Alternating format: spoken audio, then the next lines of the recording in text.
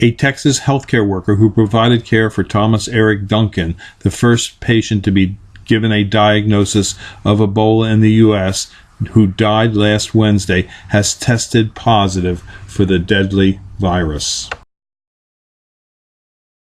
The Ebola virus has reached epidemic proportions in West Africa and the Congo.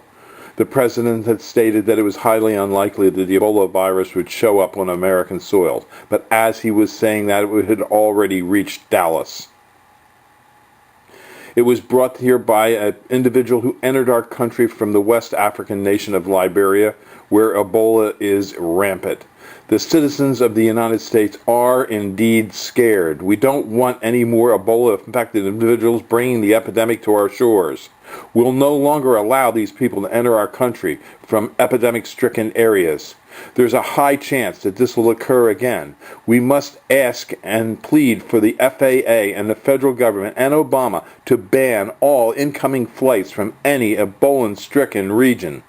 We must call 202-456-1414 now and ask Obama to ban these flights. Get the FAA to do its job.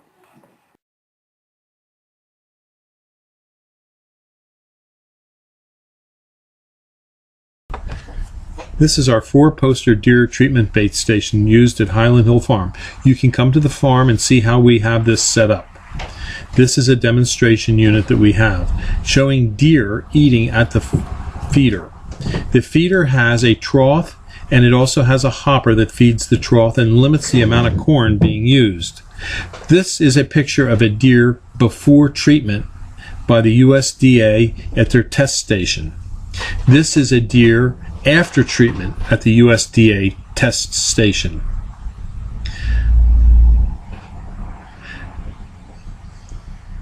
The deer bait station has 4 paint rollers on it, which rub against the ears of the deer while they're eating. It's an efficient way to kill ticks on your property.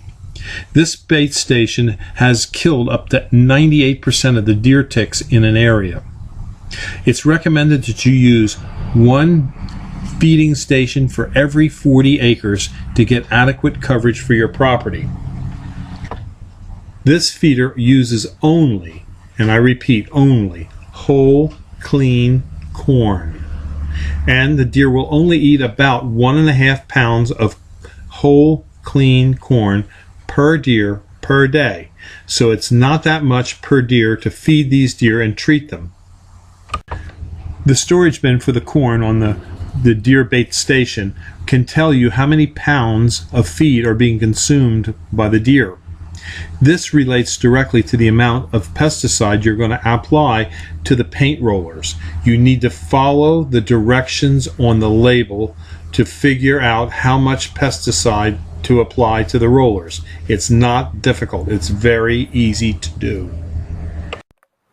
This is the applicator gun. By squeezing this, fluid will be sucked up through this tube that goes into the can. This is the pesticide. Follow the application directions and wear gloves. This is a new unit, so it's not dirty. But you'll draw in the amount of pesticide needed, and then you'll just push it down on top of the paint roller. So it's very easy to use. If you have any questions about it, read the directions. The directions are thorough. When placing corn in the feeder, do it on a dry day so the corn does not get moldy. Deer will not eat moldy corn, and moldy corn won't flow through the system to the troughs where the deer feed. We like to keep track of the amount of corn that is consumed, because with the knowledge of the amount of corn consumed, we can figure out, using our pesticide label, how much pesticide to add to the paint rollers. Also, we like to make sure that in the trough where the deer feed, there isn't much corn. When there's a lot of corn, they can eat it fast and they don't get as much of the pesticide on their ears.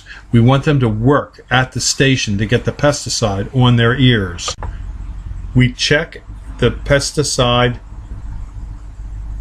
We check the station once a week to make sure that the hopper where the deer feed from is clean and that the corn will flow out that we have corn in our storage bin and that we have the correct amount of pesticide on the paint roller applicators.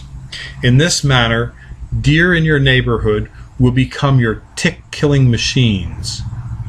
The efficiency of this feeder in eliminating ticks in an area can be upwards to 98%. A 98% reduction in ticks will mean that your likelihood of catching the Lyme disease will dramatically go down. This video is brought to you by Highland Hill Farm. We grow and sell screening and buffering trees for privacy and sound barriers.